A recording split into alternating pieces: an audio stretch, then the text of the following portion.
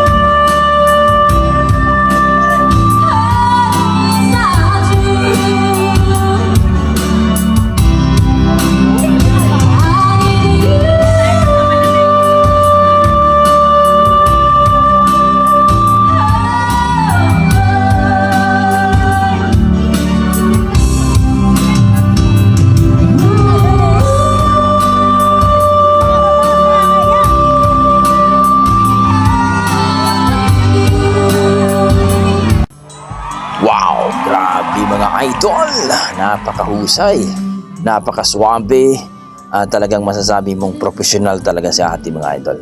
Naka-birthday lang pero napasubo, ayan, nag-viral tuloy. Gulat ang mga bisita mga idol dahil ang ganda ng boses ni ate. So kayo mga idol, ano sasabi niyo sa kanyang performance, sa kanyang napakalupit na rendition? Na-miss ba kayo? Na-appreciate nyo ba ang kanyang performance mga idol? Please comment down below mga idol para mapag-usapan natin.